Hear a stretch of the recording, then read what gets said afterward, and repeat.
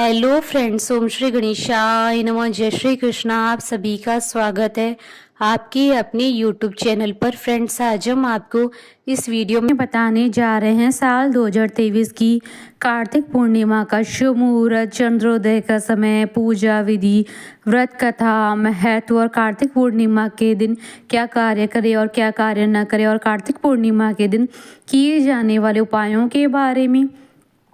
Friends, video शुरू करने से पहले आपसे रिक्वेस्ट है, अगर आप हमारे चैनल पर नए हैं और आपने अभी तक चैनल को सब्सक्राइब नहीं किया है तो प्लीज़ सब्सक्राइब कीजिएगा चैनल को, साथ ही प्रेस कीजिएगा बेल आइकन को, जिससे नए वीडियोस से रिलेटेड नोटिफिकेशन आपको तुरंत प्राप्त हो सके। और वीडियो पसंद आने पर वीडियो को लाइक और शेयर जरूर कीजिएगा ताकि सभी भक्तों को इस वीडियो का लाभ प्राप्त हो सके। और कमेंट बॉक्स में जय श्री कृष्णा जरूर लिखिएगा।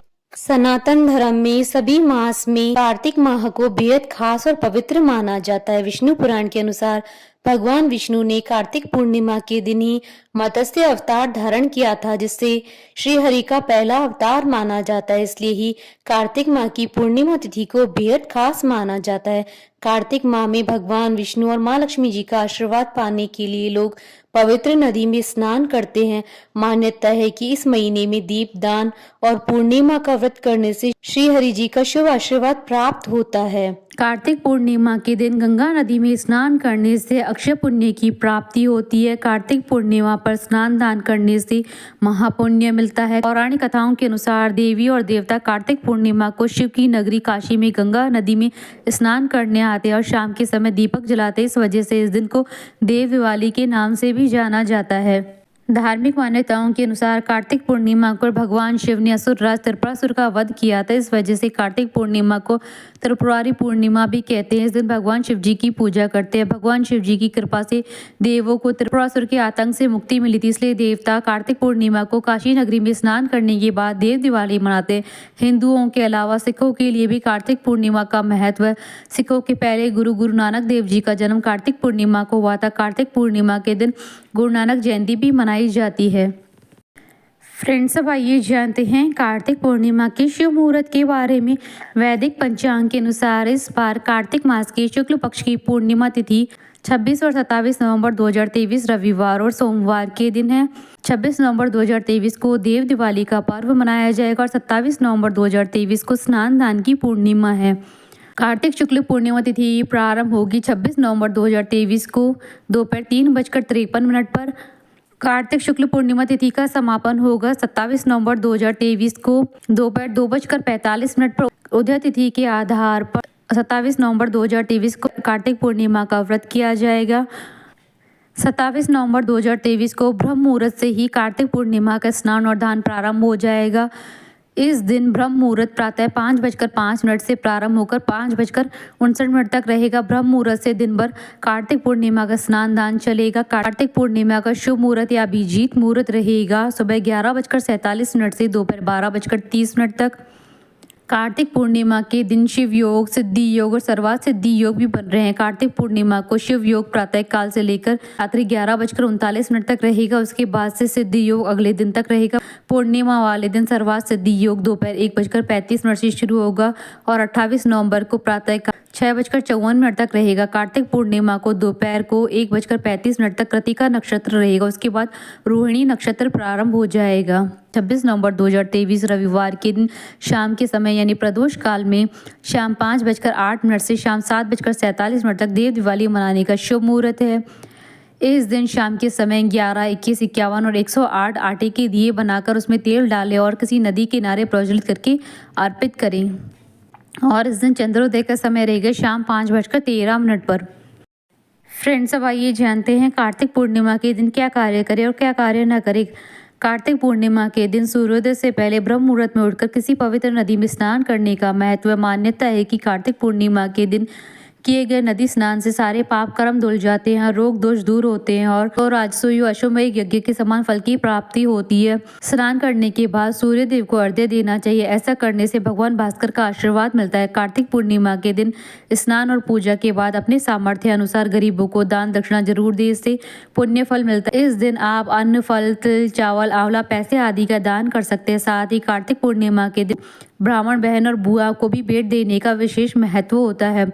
कार्तिक पूर्णिमा के दिन नदी, तालाब, मंदिर, आंगन या खुले आकाश के नीचे दीपदान करना चाहिए। वहीं इस दिन संध्या काल में तुलसी के पौधे के पास घी का दीपक जरूर जलाएं। फ्रेंड्स, अब आइए जानते हैं कार्तिक पूर्णिमा के दिन क्या कार्य न करें। कार्तिक पूर्णिमा के दिन घर पर यदि कोई गरीब जरूरतमंद असहाय आ जाए तो उसे खाली हाथ न लौटाए। कार्तिक पूर्णिमा के दिन किसी भी व्यक्ति का अपमान करने से दोष लगता है। इस दिन खासकर बड़े बुजुर्गों को कटु वचन न बोले। कार्तिक पूर्णिमा के दिन सुबह जल्दी उठे और नदी में पवित्र स्नान करें। नदी स्नान संभव न होने पर नहाने के पानी में गंगा जल की बूंदें मिलाकर स्नान किया जा सकता है। कार्तिक पूर्णिमा पर महिला पुरुषों को ब्रह्मचर्य का पालन करना चाहिए। वैसे तो पूरे कार्तिक मास में मांसाहार, मदिरा, लहसुन, प्याज का त्याग करना चाहिए, लेकिन कार्तिक पूर्णिमा के दिन भूलवश भी इसका सेवन नहीं करें। फ्रेंड्स, अब आइए जानते हैं कार्तिक पूर्णिमा पर किए जाने वाले उपायों के बारे में। कार्तिक पूर्णिमा पर लक्ष्मी माँ को प्रसन्न करने के विशेष उपाय। कार्तिक पूर्णिमा अंतिम अवसर है इस पवित्र माह का जब एक साथ देवी देवताओं को प्रसन्न किया जा सकता है। मान्यता है कि पूर्णिमा माँ लक्ष्मी को अत्यंत प्रिय है। इस दिन माँ लक्ष्मी की आराधना करने से जीवन में खुशियों की बहार आती है। पूर्णिमा के दिन माँ लक्ष्मी का पीपल के वृक्ष में निवास रहता है। पूर्णिमा के दिन जो जातक मीठे जल में दूध मिलाकर पीपल के पेड़ पर चढ़ाता है उस पर माँ लक्ष्मी प्रसन्न होती है। कार्तिक पूर्णिमा पर गरीबों को चावल दान करने से चंद्र ग्रह शुभ फल देता है।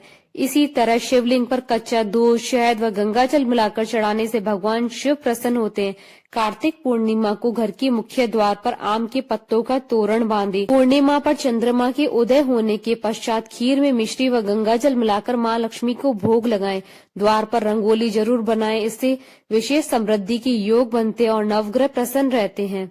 इस दिन देव दिवाली मनाई जाती है। घर को उसी तरह रोशन करना चाहिए जैसे दिवाली के दिन करते हैं। इससे देवता प्रसन्न होते हैं और घर पर आशीर्वाद बरसाते हैं। कार्तिक पूर्णिमा के दिन घर में भगवान सत्यनारायण की कथा करने से शुभता की प्राप्ति होती है।